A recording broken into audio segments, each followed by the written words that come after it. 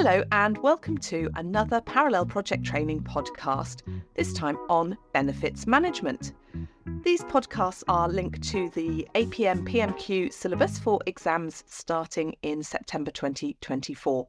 My name's Ruth Phillips and I'm here today with Lisa Regan, one of Parallel's senior project trainers. Hi Lisa. Hi Ruth.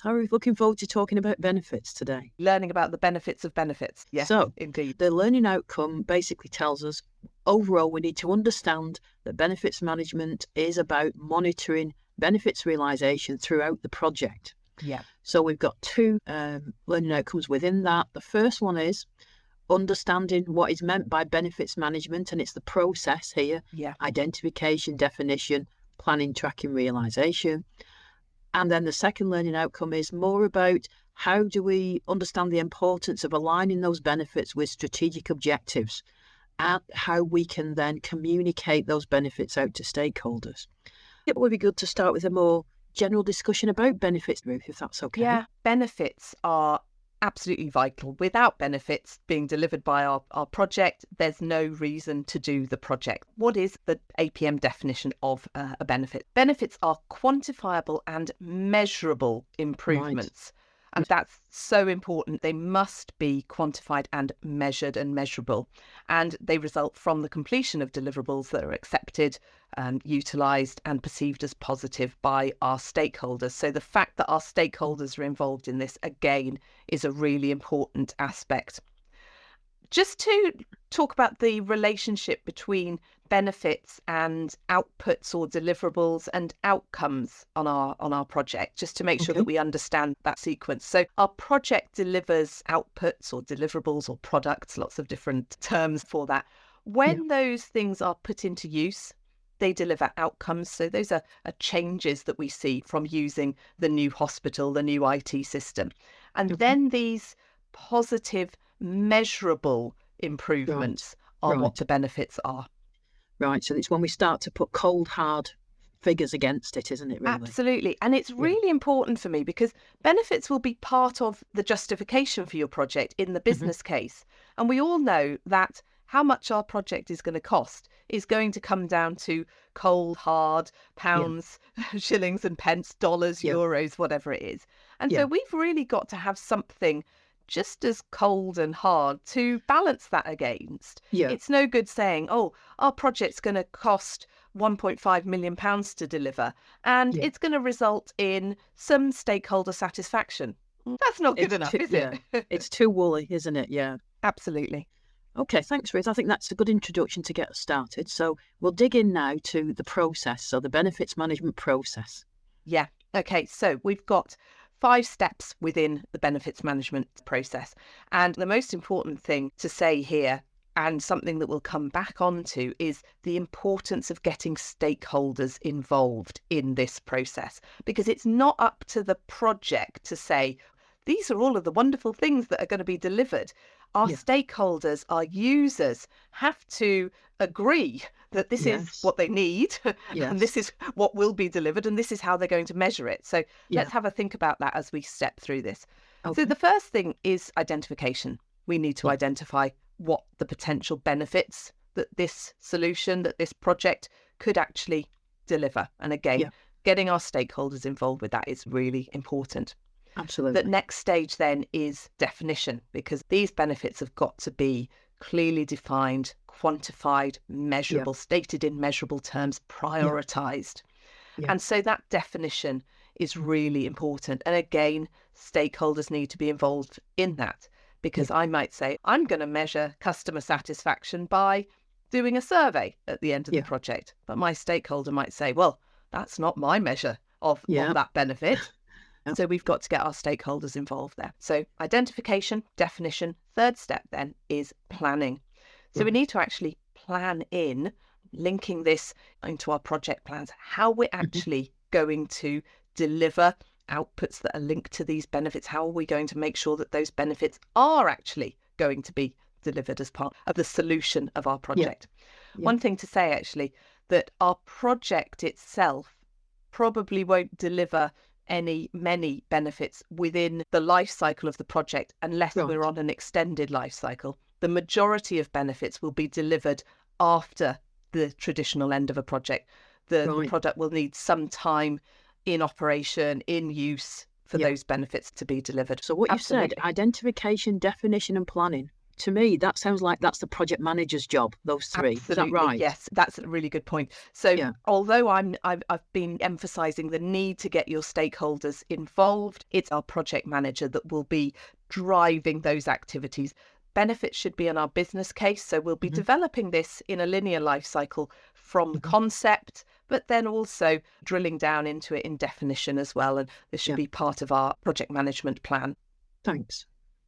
The next step then is tracking. It's not enough just to say, oh, okay, if we develop this new hospital, this Hmm. new IT system, these benefits are magically going to be realised.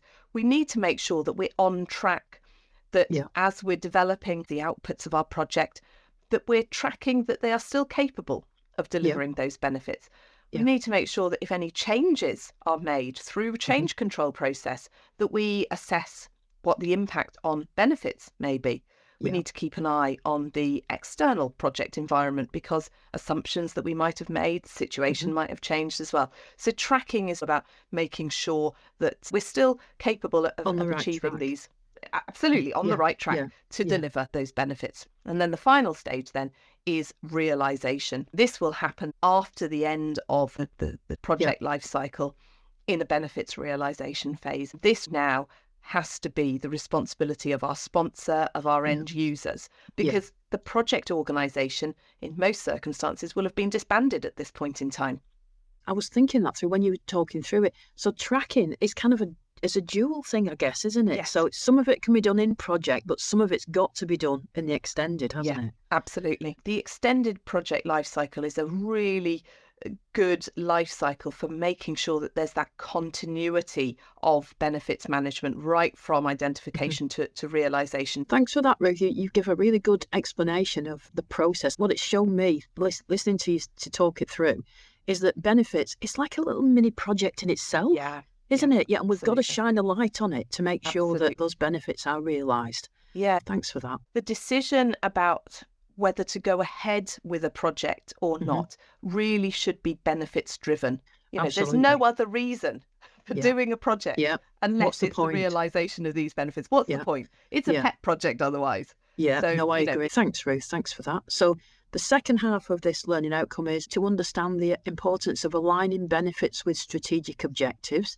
yeah. And then finally, just to give us some thoughts about how we're going to communicate the project benefits out to stakeholders. Let's think about then how we align what we're doing on our project with Hmm. more strategic objectives, because actually this is really key because the project is a means to an end. It's Right. not an end in itself. If we see a really good link between the project environment and Hmm. the strategic environment of an organization, that's when actually benefit realization really works and comes into its own. If they're not linked together, if there Yeah. isn't more of an organizational capability that Yeah. deals with benefit realization, I think that's when you get the situation where we come to the end of the project, things are handed over, and then the sponsor and the users aren't really that bothered about whether benefits get realized or not. Well, I get what you're saying. It's all about getting people's buy-in, isn't it, really? And, Yeah. and people can focus on those benefits. When people are at a low sometimes with projects, why are we doing this? Yes, Bring it back absolutely. to benefits. We'll talk in a moment more about stakeholders' Hmm. involvement and communication with stakeholders. I Yeah. think sometimes if you're so involved in a project, you don't see the transformation. You don't That's see right. the leap that you've Yeah. made, the Yeah. difference that you've made with Yeah. benefits. It's kind of like watching your child growing. You don't Yeah. see day to day that Yeah. they're growing, but then you take them to an auntie that sees them once a year, and that, my Yeah. goodness, look how much Yeah. you've grown. Yeah. And I Absolutely. think that tracking our benefits, making sure that we take that initial measure at the beginning of the project. What was customer satisfaction on day one of the Hmm. project? And really seeing how that has changed has got so much important, not least to uphold the business case and the Yeah. justification for doing the project, but also for the motivation of the project team, Yeah. for the perception that Yeah. stakeholders have of our project. So I think it's really important to link in our project benefit realization with a more strategic benefits management life cycle at an Yeah. organizational level. Yeah, yeah. I really like that analogy as well, Ruth. Thanks. It is the case of when you're in it, you don't realise Absolutely. how you're contributing to the greater good. Definitely. I recently completed a project that was implementing a learning management system, and one of the drivers was about speed of the system, and one of the benefits was about learner engagement and Yeah. loading time for content. It wasn't until we went back and said, okay, what was the average load time Oh, of the old right. system and what's it Right. now? It had gone from nearly a minute to less than 2 seconds. Wow. And Wow. you see that Yeah. change, Yeah. and you realize that actually you have delivered has made a difference. Yeah. Well, that's a great example of it being it's cold hard facts, but it is what it is. The absolute justification, isn't it? Yeah. Absolutely. And that's why it's important to make sure it's quantified and measurable. Great example. Thanks, Ruth. Thanks for that. So just the final one we've got to finish off with is about how we can communicate the benefits of a project to stakeholders. First of all, it's really important to make sure that we involve our stakeholders, that we really consult them to understand this linkage, this mapping between the benefits that our project solution is likely to deliver and Yeah. the organisational strategic drivers. Another thing we've got to communicate to our stakeholders is how these benefits are going to be measured, monitored and managed. Yes. Because Yes. actually we're probably going to be asking for their help in some of that as well. There was that tracking Yeah. activity within the benefits management process, keeping stakeholders involved throughout the project, showing this has got better, we're on track to achieve that. Maybe you can identify intermediate Right. benefit measures so that you can Right. show that you're on track to achieve that. Helps the engagement of the stakeholders, gets their buy-in, their motivation. Not leaving it till the end and just saying, "Oh, we've done it now." Absolutely. It's great. As you're coming to the end of your project, as you're transitioning these outputs into use, then what those end benefits are going to be Right. really need to be communicated to stakeholders. This, for me, is where the project sponsor really has to come to the fore. Up to this point, project sponsor and project manager have got different roles, but they've got equal responsibility for making sure that all of this has happened, and they really support each other. But particularly if we're not in an extended life cycle project, now following transition, the project sponsor has got that ultimate responsibility for making sure these benefits get delivered. And so they have to really take over that communication responsibility and also get involved in benefits reviews. And if we have any more formal audits, maybe internally by our PMO or by external authorities. If this is public funding, we might have the National Audit Office come in, really sharing with stakeholders how well the project's achieved its benefits. And that celebration of success, which sometimes isn't quite there on some projects. Yeah, we're not very good at it, I think, in the UK, are we? We're not very good at saying, well done, I don't think. Absolutely. A lot of projects deliver a lot of benefit, and we really should celebrate that. Yeah, absolutely. Well, thanks, Ruth. I think you've really shone a positive light on benefits management there. That I don't think it gets the attention that it deserves, benefits management. It does get kind of, I don't mean neglected, but kind of swept under the carpet sometimes. And then you get to the end of the project and people are like, oh, what have we done? It is really important, like you said, to monitor throughout the project. Even though as a project manager, we won't be involved in the actual realisation, that doesn't mean we shouldn't be doing the identification, the definition, the planning. We should be getting ready for it to make sure that it happens, and communicating out to stakeholders, absolutely vital. Yeah, definitely. And that's the importance of making sure that there is that link with the organisational strategic drivers to make sure that actually we are shining a light on the benefits. We are interested in realising these, that we're not just targeting a project manager on getting these outputs produced to time, cost and quality. It's about, so what? What's then going to be delivered? Yeah. Great.